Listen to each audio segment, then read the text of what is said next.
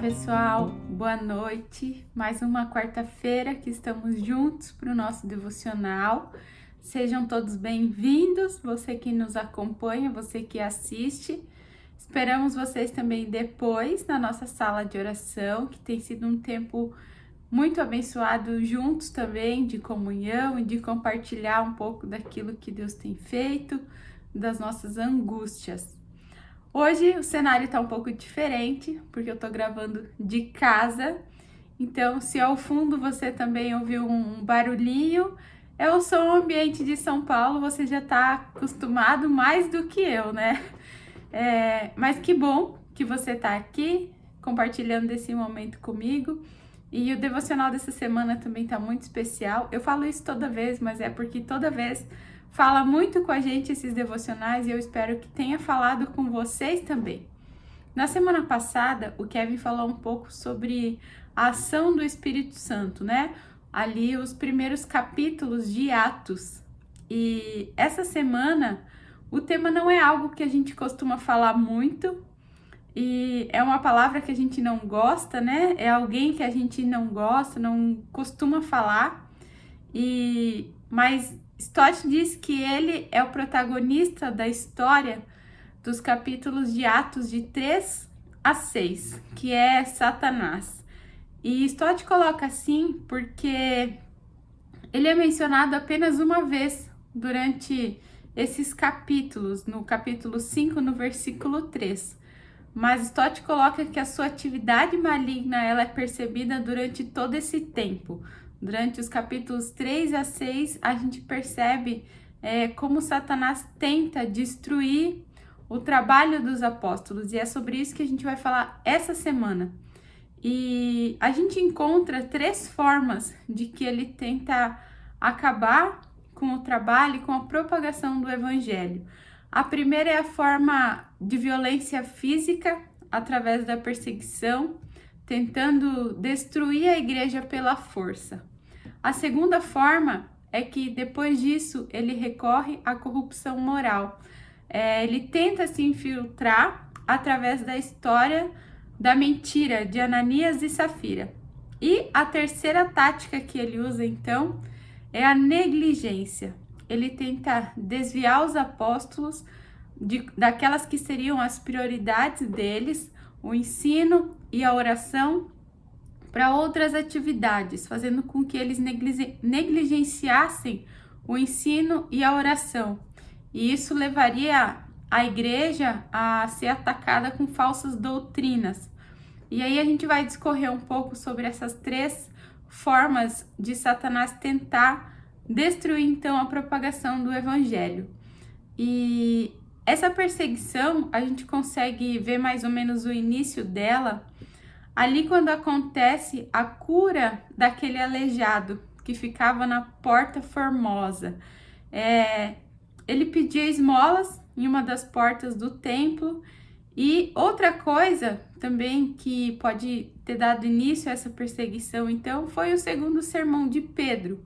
Stott coloca que esses foram os fatores que desencadearam toda essa oposição das autoridades judaicas. Então, como eu falei, a primeira coisa foi esse milagre, a cura do aleijado. E nós conhecemos a história. E Pedro e João, eles estavam subindo então para o templo para ter o momento deles lá. E isso coincidiu com a chegada desse aleijado que ficava ali naquela porta. E ele era levado por amigos ou por parentes e colocado ali para pedir esmolas. E ele era colocado nessa porta, na chamada Porta Formosa. E alguns historiadores dizem que essa porta era uma porta muito bonita, uma porta muito grande. Ela era toda de bronze e era uma porta dupla e ela tinha mais ou menos cerca de 23 metros de altura. Então era uma porta importante que ficava ao leste, então, ali do templo. E Lucas, como ele era médico, né, ele faz um relato clínico desse aleijado. E ele chega à conclusão de que ele era aleijado de nascença, que ele sempre foi assim, que ele nunca havia andado. Então esse é o relato de Lucas, que ele coloca ali no texto.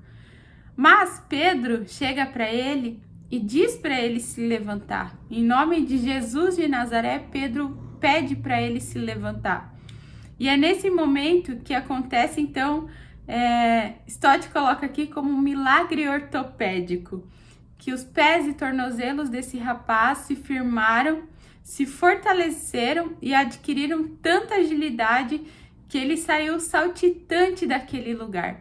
E ele acompanhou, então, Pedro e João, entraram no templo, esse rapaz acompanhou eles, pulando, saltando de alegria e exaltando o nome do Senhor que havia feito aquele milagre.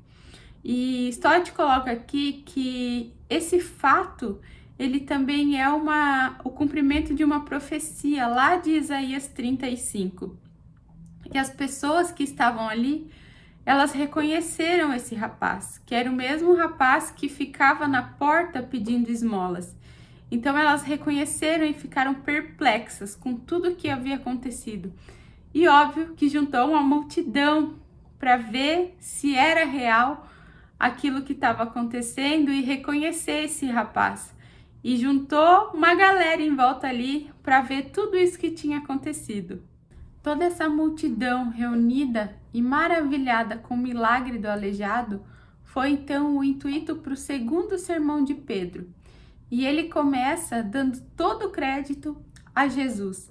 Ele tira o foco dos discípulos e do aleijado e coloca o foco em Jesus. Ele começa dando testemunho de Jesus. Ele atribui a Jesus muitos títulos que a gente conhece, muitas funções, e ele exorta o povo para que o povo se arrependa e para que o povo pudesse herdar o perdão e a restauração até que Cristo voltasse. E todo esse testemunho, ele despertou muita indignação e oposição das autoridades. E o diabo, obviamente, ele não suporta que Cristo seja exaltado. Então, logo depois disso, o Sinédrio passa a perseguir os apóstolos. E aqui nós vemos que essa perseguição, ela começa com os saduceus, que eles eram então a classe dominante. E, obviamente, eles tinham pensamentos totalmente diferentes, acreditavam em coisas totalmente diferentes. Esse foi um dos motivos dessa perseguição. Eles não esperavam o Messias, eles rejeitavam o sobrenatural e eles tinham muito medo da influência desse movimento cristão e eles estavam determinados a acabar com tudo isso. E eles consideravam os apóstolos agitadores e hereges. Então Pedro e João, eles foram detidos, foram levados então ali diante do Sinédrio e fizeram uma pergunta, eles foram questionados com que poder e em nome de quem eles faziam essas coisas. E mais uma vez, Pedro coloca o foco em Jesus e na salvação que Jesus traz. Então, um bom evangelista, todas as vezes que ele tiver a oportunidade, ele vai colocar o foco em Jesus. Ele vai falar que Jesus é o Salvador, vai demonstrar o Evangelho, vai falar do Evangelho. Então, foi o que Pedro fez. Mesmo naquela situação, ele colocava sempre o foco em Jesus e na sua salvação. E mais uma vez, mesmo ali detido, ele fez isso de novo. E o tribunal proibiu Pedro e João que pregassem, mas eles deixaram muito claro que eles não poderiam deixar de falar daquilo, porque essa foi a missão que eles receberam, de falar do Evangelho, de apresentar as boas novas ao povo. Eles apanharam, né? Nós sabemos, eles foram xingados, foram rejeitados, mas mesmo assim, depois disso, eles foram libertos e deixaram claro que eles não deixariam de compartilhar daquilo que estava acontecendo, do que eles precisavam compartilhar. E depois de tudo isso, eles saíram dali, se juntaram então com os outros, os seus companheiros, e contaram tudo o que havia acontecido. E aí eles começaram a orar. E se fosse nós, hoje em dia, eu acho que nós iríamos orar por cuidado de Deus, por proteção, para que isso não voltasse a acontecer, né? Para que Pedro e João, no caso, não fossem detidos novamente, não sofressem alguma coisa assim. Mas a oração desses discípulos foi totalmente diferente. Eles compartilharam o que havia acontecido com eles e eles começaram a orar para que Deus desse cada vez mais coragem para eles pregar o evangelho, mesmo diante daquilo que havia acontecido, sabendo que poderia acontecer novamente. Eles oraram para que Deus desse essa coragem sobrenatural para eles, para que eles continuassem o trabalho, para que eles não desanimassem. Só aí já é uma baita lição para as nossas vidas. A gente ora de forma diferente às vezes. Nós precisamos ser corajosos, ser como Pedro, de colocar em todas as situações, todas as oportunidades que nós tivermos, a tempo e fora de tempo, de estarmos preparados para colocar o foco em Jesus, para falar desse Senhor que é Salvador, que fez isso por mim e por você. A gente tem que aprender muito com esses discípulos. E a perseguição continua. Então, mais uma vez, eles foram presos, dessa vez em cadeia pública, e aconteceu algo sobrenatural novamente, onde as celas foram abertas, apareceu um anjo do Senhor que os direcionou para que eles pregassem no pátio do templo. E mais uma vez, diante do sinédrio, eles exaltavam a Deus.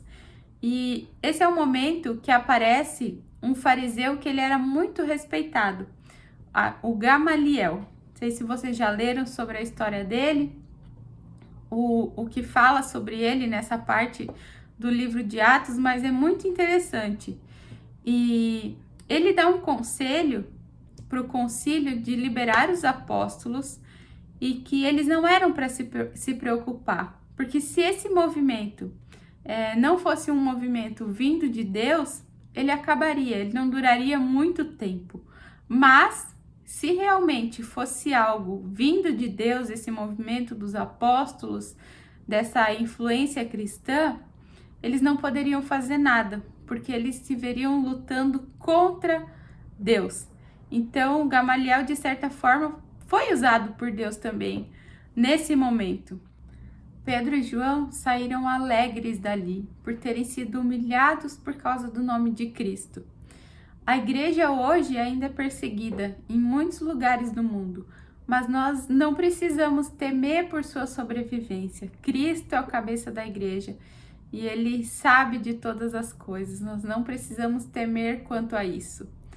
E depois de Satanás tentar destruir todo esse movimento através da perseguição, ele tenta uma nova tática, que é a história de Ananias e Safira, que com certeza você conhece. E Stott diz que essa história de Ananias e Safira, ela demonstra a honestidade de Lucas como historiador e também por lançar luz sobre os problemas internos da igreja primitiva. Ananias e Safira venderam uma propriedade e levaram o dinheiro aos apóstolos. Não todo o dinheiro, parte dele. Mas eles agiram como se tivessem entregado tudo. Mas Pedro, ele reconheceu que havia uma hipocrisia por trás dessa situação. Ananias e Safira, eles desejavam ser reconhecidos por esse ato. Eles queriam ser reconhecidos por sua generosidade. Mas Pedro percebe o que estava acontecendo ali e que era uma ação de Satanás naquele momento. E ele confronta Ananias. E naquele momento Ananias cai morto diante do juízo de Deus, e a mesma coisa acontece com Safira algumas horas depois. E Lucas, ele registra em seu evangelho que Jesus condenava a hipocrisia. E a hipocrisia de Ananias e Safira, se ela não tivesse sido exposta aqui publicamente e punida, o ideal de uma comunhão aberta na igreja, ele teria sido destruído desde o começo. Então, a igreja sempre teve esses problemas internos. E aqui, uma outra lição que a gente aprende é a lição da necessidade da disciplina. E hoje em dia, nós encontramos igrejas que vão muito ao extremo, entre uma posição extremamente severa ou de uma extrema tolerância. Então, nós como igreja precisamos encontrar o equilíbrio. É preciso lidar com cada problema, tratar cada pecado, mas de forma justa, de forma correta, encontrando esse equilíbrio, mas sim, há necessidade da disciplina dentro da igreja. E Lucas coloca isso no seu evangelho justamente para mostrar essa necessidade. Todas as igrejas têm problema, mas nós precisamos tratar cada um deles, assim como a igreja primitiva já tratava. E depois dessa situação, mais uma vez, Satanás se frustrou porque ele não teve chance e depois disso ele tenta de uma outra forma. Ele tenta desviar o foco dos apóstolos do ensino e da oração. Ele tenta colocar outras prioridades na vida dos apóstolos. Depois desses ataques, então, agora ele queria fazer com que os problemas sociais e administrativos eles levassem os apóstolos a negligenciarem aquelas tarefas que receberam de Deus, de ensino e de oração, as tarefas primárias que eram a prioridade da vida dos apóstolos. E assim, se isso acontecesse, a igreja estaria suscetível a falsas doutrinas. Mas os 12 se reuniram então com todos os discípulos e eles propuseram escolher 7 homens cheios do Espírito, 7 homens responsáveis, sábios, para que eles delegassem alguns desses cuidados. E essa talvez seja a origem do diaconato. Esses homens, então, eles foram apresentados, eles receberam oração, receberam o preparo para esse ministério. E mais uma vez, o problema estava resolvido. Os apóstolos não precisaram se desviar do chamado que Deus havia dado a eles de pregar, de ensinar e da oração.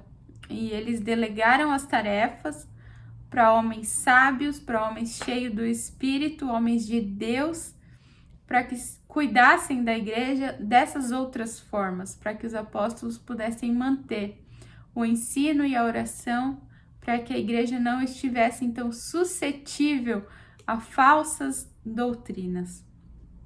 E aqui a gente encontra então um princípio vital. Stott coloca dessa forma.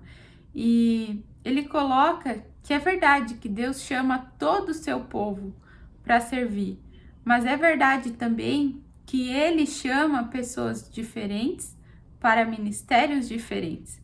E nós precisamos recuperar essa visão mais ampla da diversidade de ministérios que nós encontramos na igreja, para os quais Deus chama o seu povo.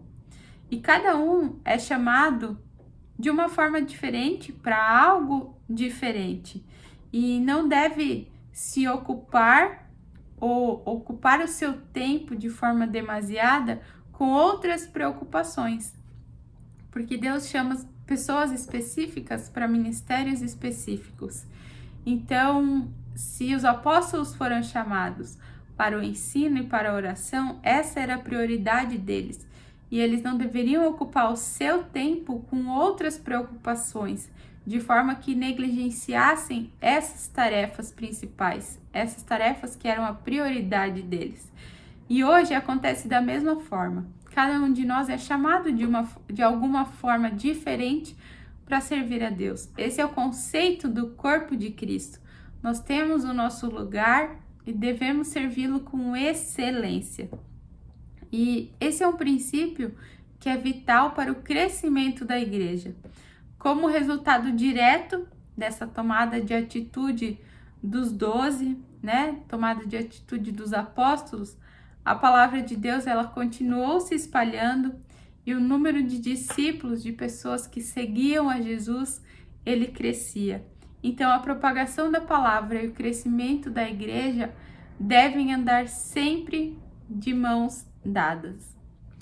Por mais que Satanás tente Ele não tem poder sobre o povo de Deus. Nós temos um Deus muito maior, que sempre nos dará o escape necessário, assim como aconteceu com os discípulos. E se nós formos olhar para Pedro e João, por esses momentos que eles passaram, em cada um deles, eles colocaram Cristo, a vontade de Deus, em primeiro lugar. O foco sempre é Jesus.